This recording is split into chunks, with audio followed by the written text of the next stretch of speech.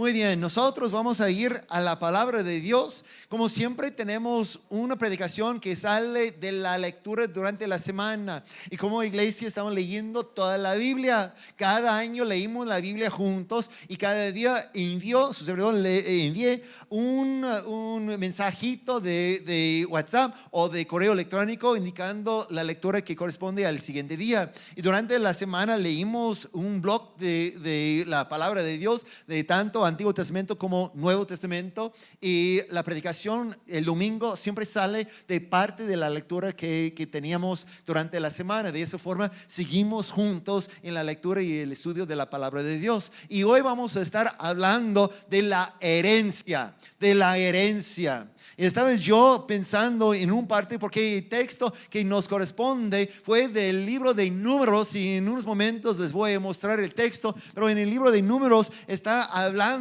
de la herencia que cada tribu iba a recibir, y es conforme al censo, a los números de los varones que tiene en la tribu. Entonces me hizo pensar en el día de hoy y en lo que nosotros a veces pensamos, porque ellos estaban a punto de recibir su herencia en la tierra prometida, y me hizo pensar, y a lo mejor un poquito por el tiempo de la vida que tengo en este fin de semana, como muchos de ustedes ya saben, gracias por estar con nosotros, los quienes estaban presentes. Hace 2 días teníamos aquí en la iglesia, allá en la terraza, la celebración de medio siglo de años, de 50 años, su servidor cumpliendo 50 años, y unos están aquí, y cuando llega a tener años, unos comienza a pensar en qué herencia voy a dejar a los niños, a los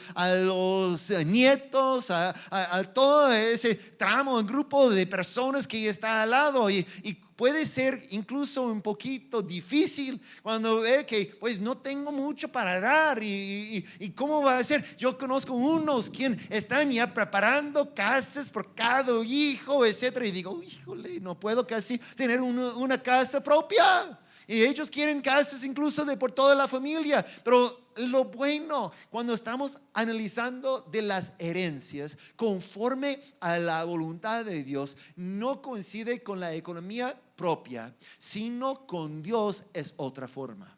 Lo que Dios dice es que lo más grande que sea la familia, lo más grande sea la herencia. Imagínense, yo tengo la otra perspectiva. Si solamente tenía un hijo, a lo mejor puedo dejar una herencia.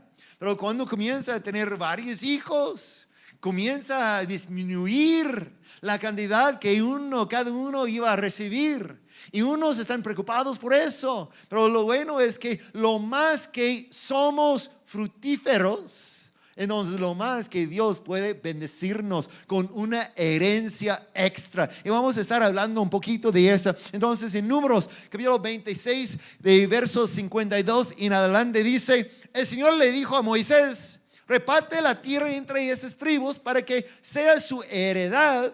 Hazlo según el número de nombres registrados. A la tribu más numerosa le darás la heredad más grande, y a la tribu menos numerosa le darás la heredad más pequeña. Cada tribu recibirá su heredad en proporción al número de censados. La tierra deberá repartirse por sorteo según el número de las tribus patriarcales. El sorteo se hará entre todas las tribus, grandes y pequeñas. Y esa a mí me parece a lo mejor un poquito injusto. Es como decir eso. Yo llamo a mi papá y digo: mira, yo creo que conforme a la palabra de Dios debemos repartir la herencia. Yo tengo 3 hijos.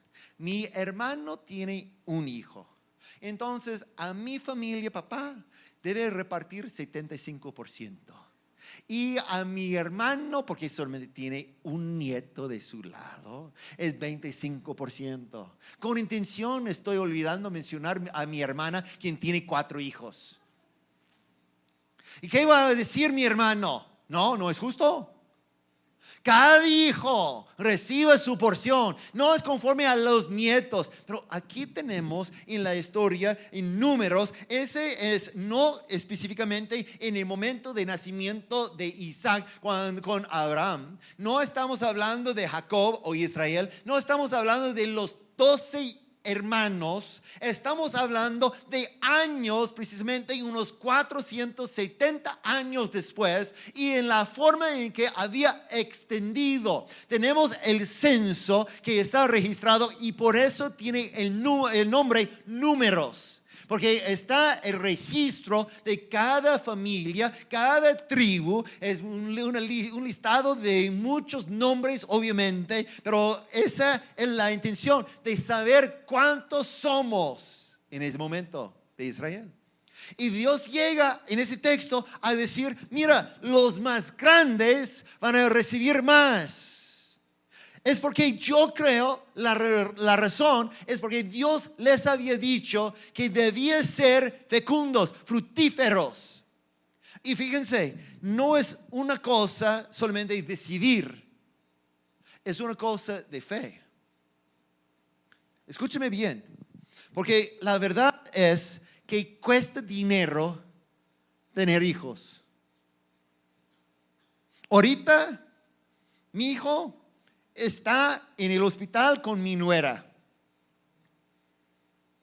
Y sabe que antes de salir tienen que pagar. Mollín, no quiero asustarte, pero hice un poquito de investigación. Aquí tenemos. Pronto. Profeco estimó en 2006, hace 13 años, a criar un hijo desde su nacimiento, y considerando que a los 18 años ya se valdría por sí mismo, corresponde a una inversión de 364,983 pesos. Mollín, ¿ya cuentas con esa? Ándale. Debía contar eso antes. Y luego, en unos años más, cuando decida, mi hijo necesita un hermanito, una hermanita, otra vez vuelve a esa.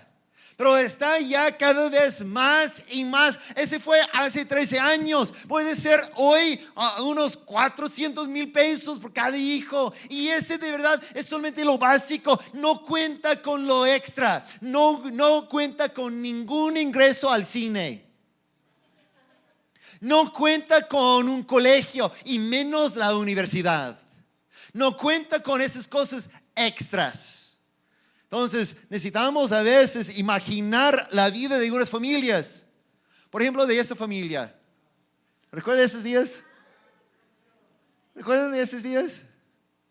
Esos son millonarios.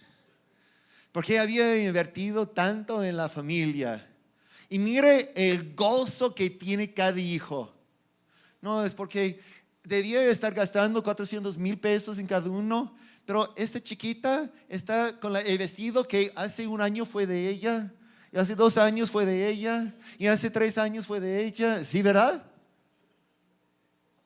Así es a veces. En la vida, cuando comienza a extender y unos pueden pensar, está sufriendo por eso, y puede contar cuántos hijos, y no olviden los gemelos que están en sus brazos. Y esa familia aún es como la familia de Israel, Jacob. Porque él solamente tenemos 12, pero 12 hermanos, no cuenta con las hermanas. ¿Cuántos hombres tiene? 1, 2, 3. No sabemos de los gemelos en la foto, ¿verdad?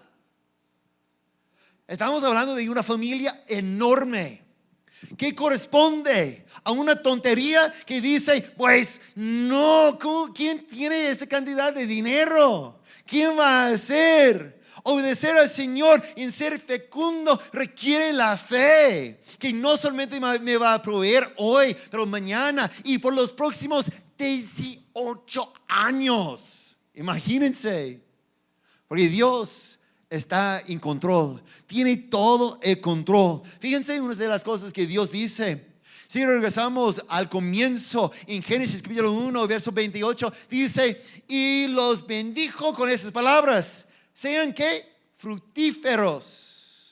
Y multiplíquense, llenen la tierra y sométenla, dominen los peces del mar y a las aves del cielo y a todos los reptiles que arrastran por el suelo. Y luego dice a Noé en capítulo 9, en cuanto a ustedes sean fecundos y multiplíquense, sí, multiplíquense y llenen la tierra.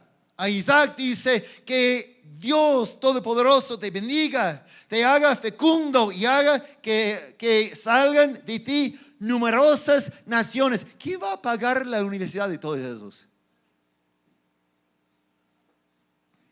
Luego, en capítulo 35, a Jacob, quien también tiene por nombre Israel. Luego Dios añadió, yo soy el Dios Todopoderoso. Sé fecundo y multiplícate.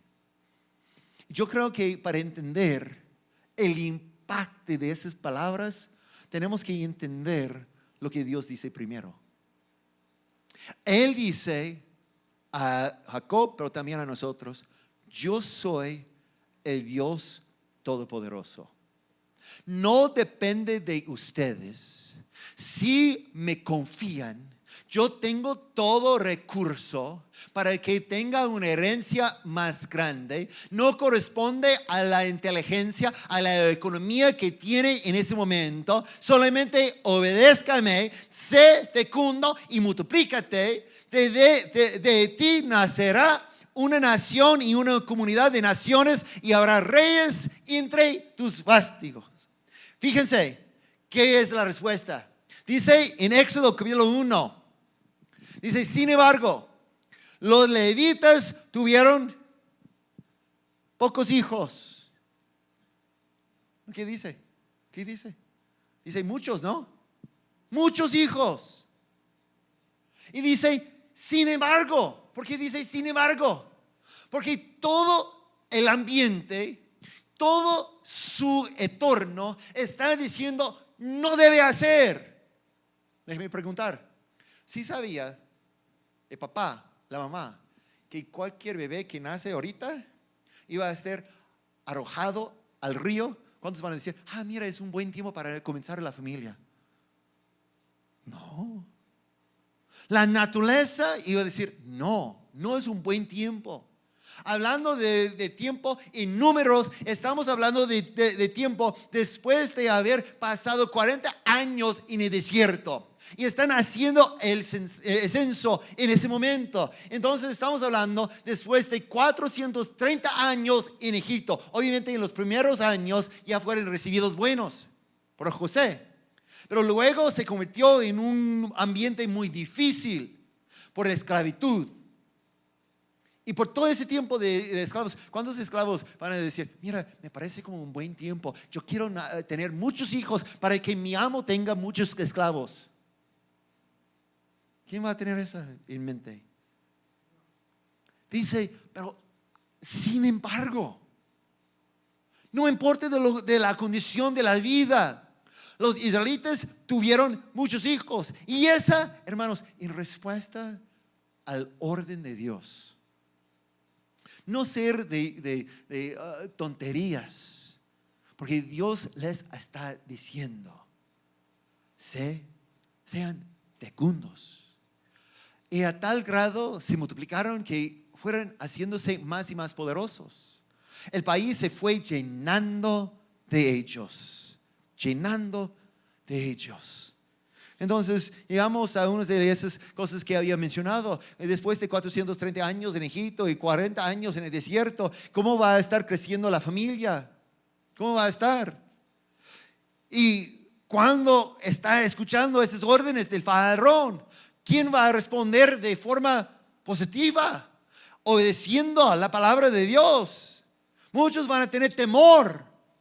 Pero cuando llegamos al final, en este capítulo, el mismo capítulo de Números, encontramos antes de texto, en capítulo 26 que leímos, pero en el mismo capítulo, el censo, el registro de los números. Y aquí lo encontramos. El texto tenemos que reconocer que Judá llegó a tener 76,500 varones. Y escúchame, cuando hablamos de varones, estamos hablando en la mente judía de 12 años y arriba de hombres. No cuentan los niños ni las mujeres en la cifra. Y ese fue lo que correspondía a su herencia. A Judá está por repartir una cantidad de la tierra prometida que correspondía a 76,500 hombres. Mientras su hermano mayor, Simeón, tenía registrado 22,200. Los dos tenían la misma cantidad, 470 años de obedecer o desobedecer. Y les pregunto, ¿quién agradó más el Señor? Siendo que el orden, la palabra fue multiplíquense, sean fructíferos, sean fecundos. ¿Quién obedeció al Señor? Judá, ¿no? Judá llegó a ese momento 470 años después, con todos los problemas, a un momento oportuno. Porque ese es el momento en cuando van a recibir su tierra, su herencia. Y por haber obedecido por 470 años más que su hermano, ellos iban a recibir ¿qué? 3 veces más herencia. ¿Sí o no? Es lo que marca el texto. Y nosotros podemos marcar otras cosas acerca de Judá. Cuando llegamos al Nuevo Testamento, llegamos a genealogía, por ejemplo, de Jesús. ¿De cuál tribu salió Jesús? El león, de tribu de ¿qué? Judá, ¿verdad? Entonces, esa obediencia deja herencia luego. Es lo que estamos viendo. Y unos pueden decir, mira, pastor, está tratando de llenar la iglesia con niños aquí. No, estamos ahorita hablando del Antiguo Testamento. Y esa idea de ser fructífero, hoy en día tenemos que también interpretar como forma espiritual y tener hijos espirituales. Necesitamos ser una iglesia fructífero. Jesús, por ejemplo, en Juan capítulo 15 nos dice, yo soy la vid verdadera y mi Padre es el labrador. Toda rama que en mí no da fruto, la corta, pero toda rama que da fruto la poda para que dé ¿qué? Más fruto todavía, porque Dios todavía está buscando gente fructífera. Está todavía buscando gente quien responde en obediencia, y tal como había dicho con Jacob, que dice, yo soy el Dios todopoderoso, sea fructífero. Entonces está diciendo a nosotros, yo soy el Dios todopoderoso, y cuando está conectado conmigo en mi poder por la fe, ustedes también pueden ser fructíferos. Lo que está diciendo, ustedes ya están limpios por la palabra que les he comunicado. Permanezcan en mí y yo permaneceré en ustedes. Así como ninguna rama puede dar fruto por sí misma, sino que tiene que permanecer en la vid, así tampoco ustedes pueden dar fruto si no permanecen en mí. Yo soy la vid y ustedes son las ramas. El que permanece en mí, como yo en él, dará, otra vez dice, mucho fruto. Todavía Dios está buscando a su iglesia que seamos gente que son fructíferos, dando mucho fruto, que recibimos las capacitaciones y salgamos a las calles para evangelizar. Necesitamos entender lo que es el plan de Dios. Separados de mí no pueden ustedes hacer nada. El que no permanece en mí es desechado y se seca, como las ramas que se recogen y se arrojan al fuego y se queman. Si permanecen en mí y mis palabras permanecen en ustedes, piden lo que quieran y se les concederá. Mi Padre es glorificado cuando ustedes dan mucho fruto y muestran así que son mis discípulos. Fíjense cómo había publicado: llevar a punto de nacer en el momento de parto, registra el gobierno un estimado de cuánto iba a costar. Porque, por ejemplo, hoy, cuando Emma nació, tengo una foto. Ya nació. Yo tengo la foto. Y déjame decir que cuando nació, Emma no dijo nada acerca del costo que está incurriendo en el hospital. No salió diciendo: papá, discúlpame, te costó mucho. Nada. Y luego, cuando quiere comer, que necesita otro paquete de pañales, no va a decir: discúlpame.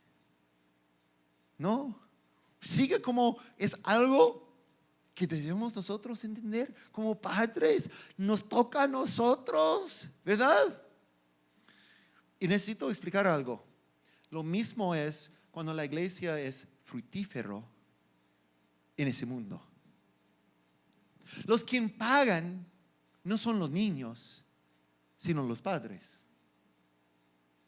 A veces la iglesia con las personas maduras en Cristo dicen: mira, están gastando muchísimo. Escucha que gastamos 15,000, 18,000 pesos en EBDB. Dice: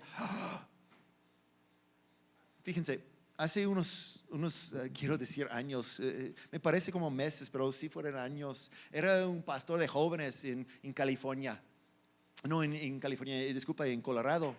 Y en ese lugar me invitó a ser el pastor de los adolescentes y los jóvenes. Y a llegar a la iglesia chiquita, dijeron: si queremos. Entonces comencé a evangelizar, comencé a trabajar en el área. Y la iglesia, cuando entré por las familias presentes en la iglesia, tenía 4 adolescentes en toda la iglesia. Y unos 6 meses después tenemos 80.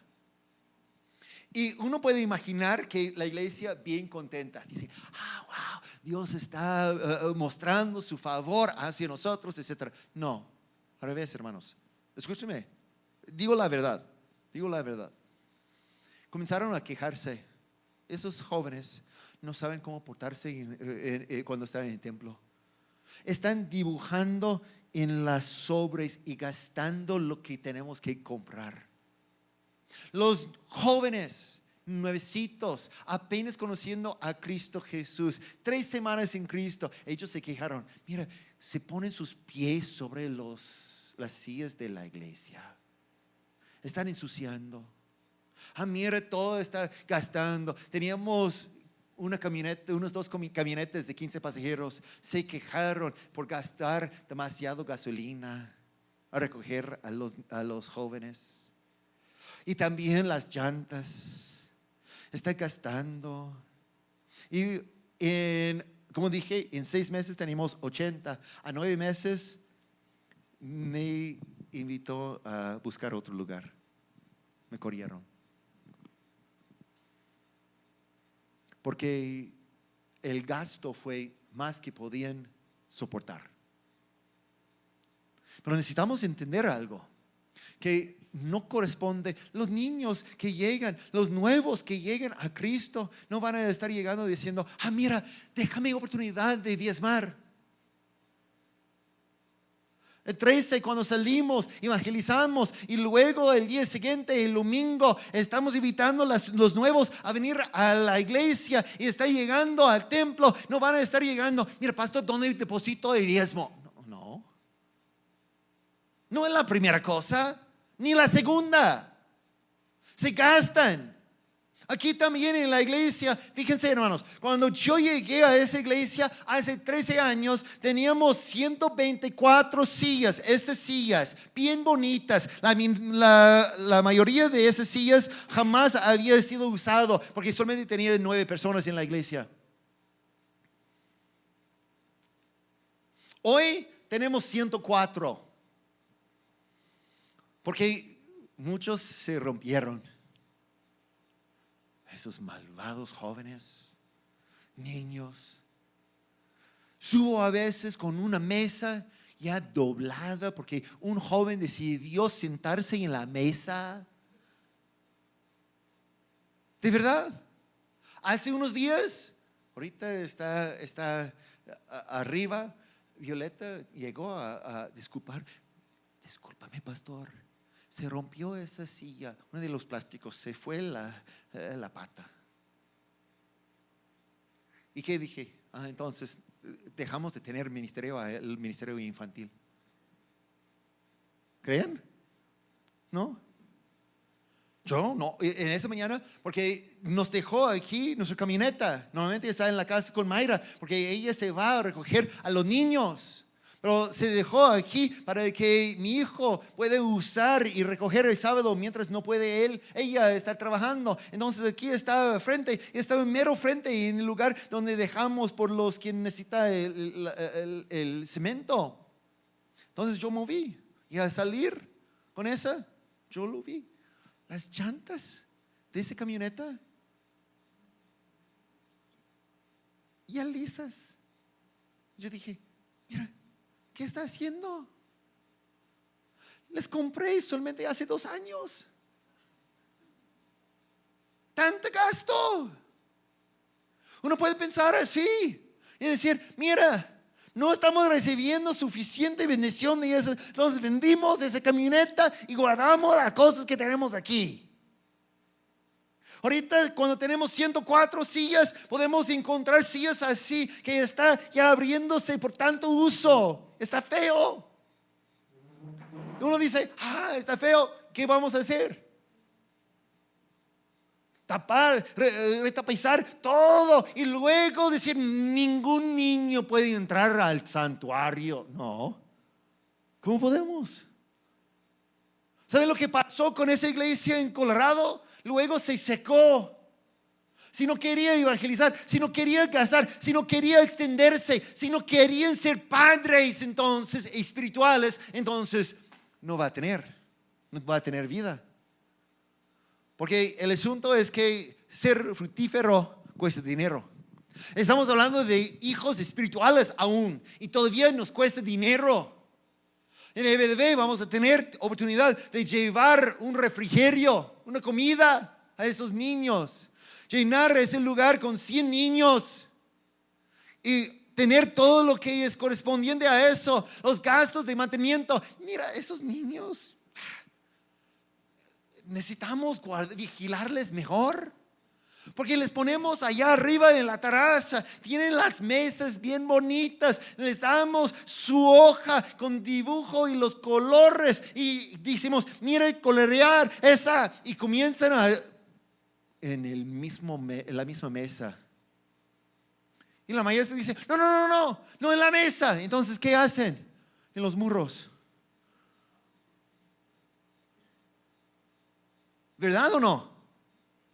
¿Y qué podemos hacer? ¿Enojarnos mucho o pintar de nuevo? Es cierto. El mantenimiento, las reparaciones, los materiales, los proyectos que tenemos, sí tiene gasto. Estábamos en oración antes del culto. Hoy a las 9 de la mañana tenemos un tiempo de oración por 1 hora y estábamos arriba en la terraza y una de las personas me llamó a la ventana que está hacia ese lado y me comentó solamente eso: pastor, nuestro edificio tiene piscina en su techo.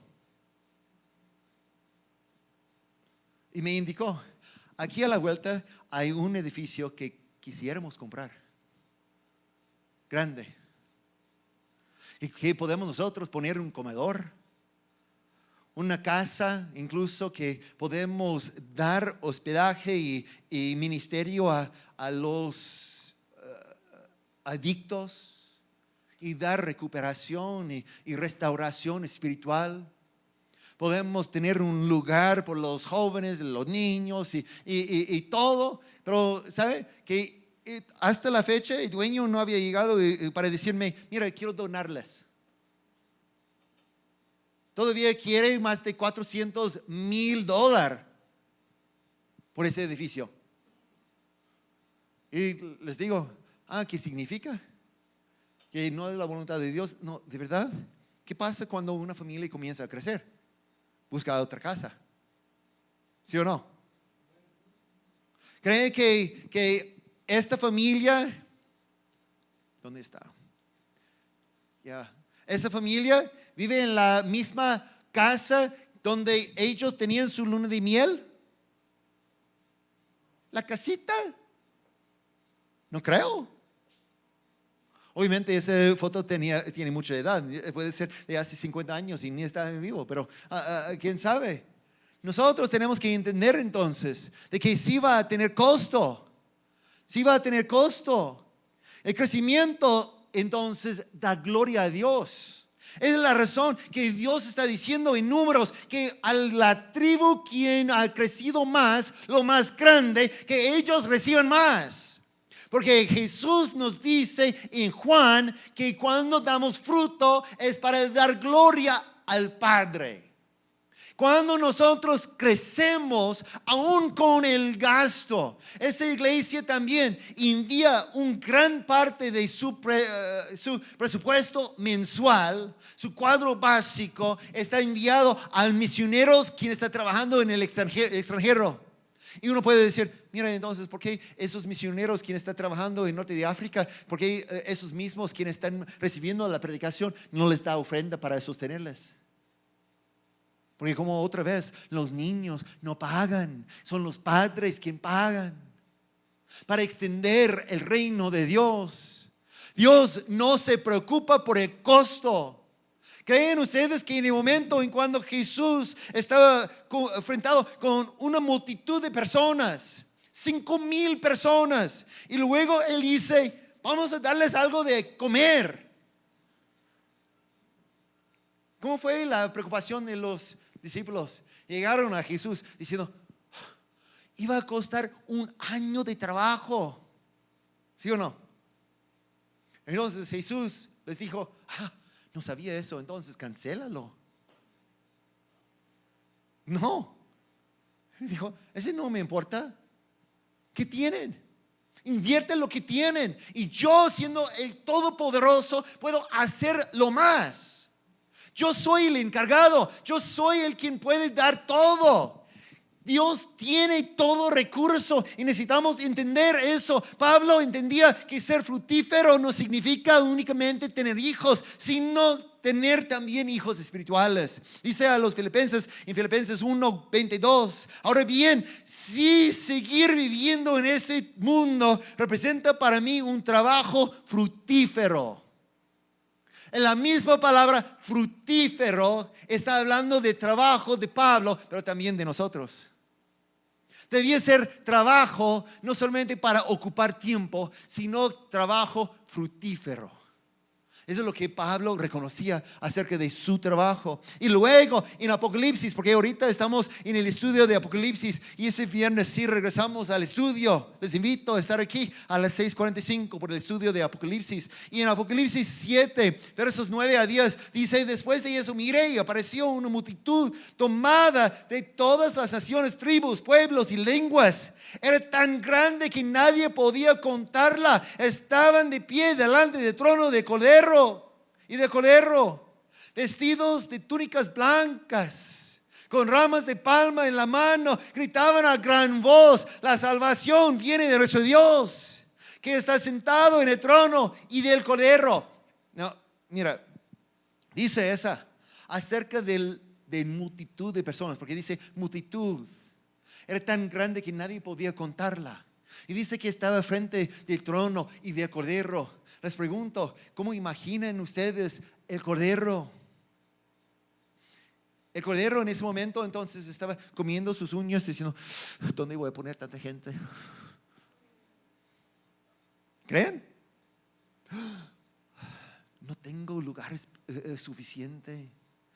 Ojalá que no esperen hospedaje todos. ¿Estaba preocupado?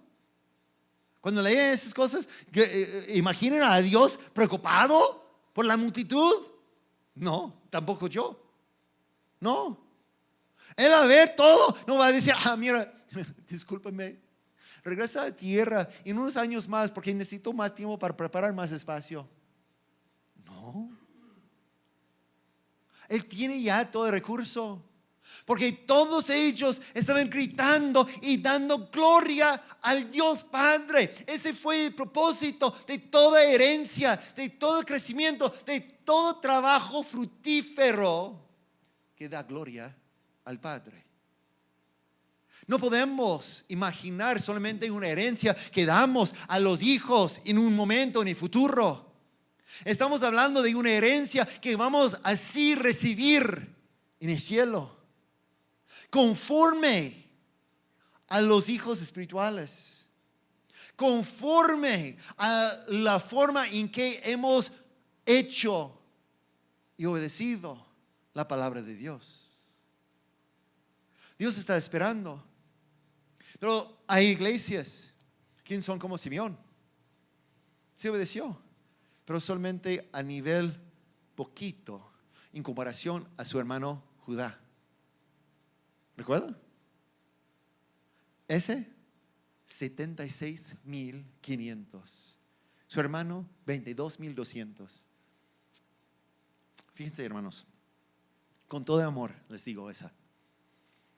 Si están ofendidos de que gastamos el dinero de la iglesia para evangelizar, si están ofendidos que no invertimos más en hacerles más cómodo, porque dice, mira, están destruyendo esas sillas, entonces quitamos todas esas sillas y compramos esas sillas reclinables por nosotros. Disfrutamos más la vida aquí. Pues, si quieren una de esas, hay iglesias así, conforme al pensamiento de Simeón, que dice, obedecemos pero solamente un poquito, porque todavía guardamos un poquito de temor.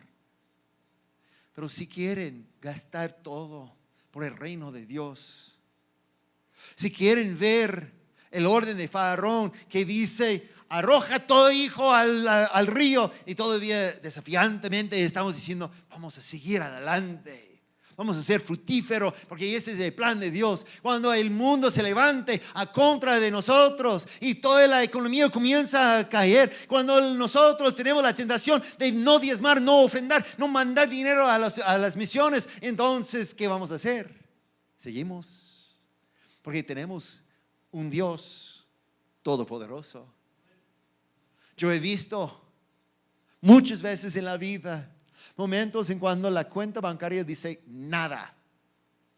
¿Cuántos también habían visto esas? Pero siempre me ha sostenido. Siempre me ha sostenido. Y no tenemos que preocuparnos si no vamos a gastar todo, porque queremos dar gloria, no a nosotros, sino a Dios. A Dios. Cuando somos fructíferos, nos trae una herencia más grande. Y la herencia nuestra nos espera en el cielo. Pero la pregunta que nos toca en ese día es, ¿qué tamaño de fe tiene? ¿Qué grande es tu fe? ¿Es tu fe en proporción a la de Simeón o de Judá? ¿Es tu fe conforme a lo que vemos en el mundo? Porque de verdad eso es lo que está diciendo el mundo. La razón que las familias, y puede ver las familias mexicanas son más chiquitas que hace 50 años por esas estadísticas. Los padres sí están viendo que cuesta mucho, y dice, a lo mejor 1, 2, 3 por mucho, pero 17 casi nunca vemos. Si llega a tener una familia con 17 hijos en ese tiempo, pues hacemos programa de televisión de ellos, porque son tan raros, ¿verdad? ¿Qué tamaño de fe entonces tenemos para crecer aún más que podemos imaginar? Gastar dinero que no sabemos de dónde va a venir. Estamos hablando de dentro del ministerio en la iglesia. Proyectamos. Como saben ustedes, o unos de ustedes, tenemos también el proyecto de poner acá enfrente de la iglesia un sistema de agua purificada. es uno de esos estilos de kiosco que puede llegar con una ventanita de acero inoxidable que puede tocar botón y llenar garrafón con agua purificada. Pero vamos a quitar todo el sistema de moneda y explicar que Jesús nos da vida que brota al manantial de agua, que jamás tendremos agua. Va a ser un regalo a la comunidad. Y luego los jóvenes pueden estar cargando garrafones por los que no pueden cargar porque son más grandes y lucha con ese peso de esos garrafones, etc. Pero tiene gasto. Uno dice, pastor, nosotros dentro, aquí en la iglesia, en esa tarja, tenemos un sistema de purificación. Muchos vienen y se llenan su agua acá. Dice, es suficiente. Pero ¿qué pasaría con lo demás de la comunidad? Decimos, no, vamos a hacer algo. Y sacamos un presupuesto, 65,000 pesos por todo lo necesario para poner enfrente. Y uno dice, no es un gasto necesario. A mí, yo tengo visión de ser, es un gasto necesario. Porque voy a tener una fila de personas enfrente de la iglesia todas las semanas que yo puedo compartir el evangelio, las buenas nuevas. Van a estar llegando acá todas las semanas para escuchar la palabra de Dios. Porque no es una buena inversión. Entonces en esa semana unas personas me acercaron, me dijeron, pastor, escucha, sabemos la visión de agua purificada. Entonces decidimos nosotros como un grupo de liquidar todo eso como regalo de tu cumpleaños. Lo que yo recibí por mi cumpleaños fue el dinero para poner enfrente el sistema de agua purificada. ¿Y cuántos? Qué triste. No recibió el pastor nada. No, sí. Pastor, pon todo ese en tu nombre porque no queremos nosotros, es tu regalo. Yo digo, wow. Y una vez que tenemos esa, ya liquidado ese proyecto, ahorita estoy pensando en ese edificio atrás. ¿Sí o no? El Señor sí se puede. Nosotros solamente tenemos que tener fe al tamaño de Dios, no tamaño nuestro. Tener fe que Dios puede proveer todo. Amén. Inclina tu rostro conmigo, por favor.